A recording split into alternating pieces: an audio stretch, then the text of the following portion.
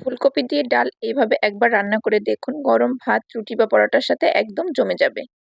বিশেষ করে যারা সকালবেলা রুটি খেতে পছন্দ করেন তারা কিন্তু ঝটপট এইভাবে রুটি দিয়ে খাওয়ার জন্য ফুলকপি দিয়ে ডাল রান্না করে নিতে পারেন। খেতে কিন্তু অনেক বেশি মজার, অবশ্যই বাসায় একবার ট্রাই করে দেখবেন। আসসালামু আলাইকুম এভরিওয়ান, কেমন আছেন সবাই? আশা করছি সবাই অনেক ভালো আছেন।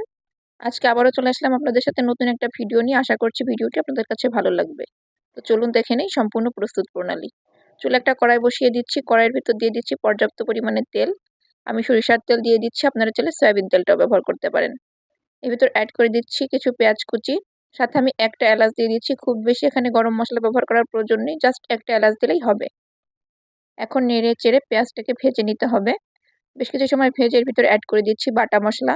আমি শিলপাটায় বেটে নিয়েছি, এখানে আছে জিরা, ধনিয়া আর রসুন একসাথে মিক্স করে বেটে নিয়েছি। আপনারা চাইলে গুঁড়া মশলাটাও ব্যবহার করতে পারেন।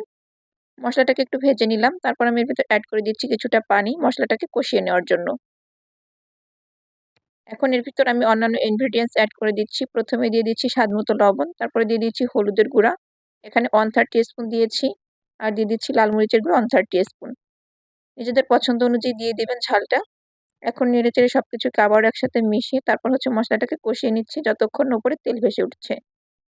মশলা কষানো হয়ে গেলে এরকম আমি ছোট করে আগে থেকে ফুলকপি কেটে রেখেছিলাম। দেখতেই পাচ্ছেন কেমন সাইজ করে কেটেছি, একটু টুকরো করে কেটে ধুয়ে নিয়েছিলাম। তার সাথে দিয়ে দিলাম একটা টমেটো আর দিয়ে দিচ্ছি চিড়ে রাখা কয়েকটা কাঁচামরিচ।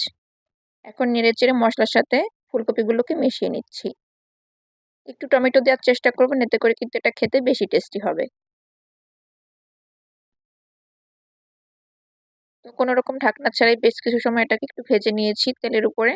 তারপর আমি এর ভিতর অ্যাড করে দিচ্ছি মুসুরির ডাল। আমি আমার হাতে 3 মুঠ মুসুরির ডাল আগে থেকে ধুয়ে পরিষ্কার করে রেখে দিয়েছিলাম, সেটাই অ্যাড করে দিলাম। এখন ডাল আর ফুলকপিকে একসাথে একটু নেড়েচেড়ে ভালো মতো কষিয়ে নিতে হবে। ঢাকনা ছাড়া আমি প্রায় 5-6 মিনিটের মতো কষিয়ে নিয়েছি। আর এটা দেখতে এখন অনেকটা মাখো মাখো লাগছে। এই পর্যায়ে আমি এর ভিতর অ্যাড করে দিচ্ছি রান্না করার জন্য পর্যাপ্ত পরিমাণে ফুটন্ত গরম পানি। এখানে গরম পানিটা ব্যবহার করার ফলে কিন্তু ডালগুলো খুব তাড়াতাড়ি সিদ্ধ হয়ে যাবে আর তরকারিটা খেতেও কিন্তু বেশি টেস্টি হবে। পরিমাণ মতো দিয়ে দিচ্ছি, যে যেমন ঝোল রাখবেন সে সেই পরিমাণে দিয়ে দিবেন। এখন ঢাকনা দিয়ে ঢেকে আমি তরকারিটাকে রান্না করে নিব। বেশ কিছু সময় রান্না করে নিয়েছি, আমি প্রায় 7-8 মিনিটের মতো রান্না করে নিয়েছি মিডিয়াম হিটে। এখন ঢাকনা তুলে নিলাম। রান্না শেষের দিকে এরকম কিছু ধনিয়া পাতা কুচি অ্যাড করে দিতে হবে। অবশ্যই ধনিয়া পাতা কুচিটা দিবেন, এতে করে কিন্তু এটা খেতে বেশি মজাদার হবে। এখন নেড়েচেড়ে মিশিয়ে নিচ্ছে, আর দেখতেই পাচ্ছেন ডালগুলো একদম সিদ্ধ হয়ে গলে গিয়েছে। অন্যদিকে ফুলকপিগুলো সিদ্ধ হয়ে গেছে। আজকের এই তরকারিটা আমি রুটি দিয়ে খাওয়ার জন্য তৈরি করেছি, আপনারা চাইলে কিন্তু ভাত দিয়েও সার্ভ করতে পারেন। যদিও আজকের এই আইটেমটা আমি খুব সাধারণভাবে রান্না করেছি, তবে এটা খেতে কিন্তু জাস্ট অসাধারণ। এখন আমি একটা পাত্রে তরকারিটাকে সার্ভ করে নিচ্ছি। দেখে হয়তো বুঝতে পারছেন এটা কতটা লোভনীয় হয়েছে। এরকম কম কম ঝোল রেখে রান্না করলে খেতে কিন্তু বেশ ভালো লাগে। ভিডিওটি আপনারা কে কোথা থেকে দেখছেন অবশ্যই কমেন্ট করে জানাবেন। এতক্ষণ যারা আমার সাথে ছিলেন সবাইকে জানাই অসংখ্য ধন্যবাদ। সবাই ভালো থাকবেন, সুস্থ থাকবেন। দেখা হবে নতুন কোনো ভিডিও নিয়ে। আসসালামু আলাইকুম।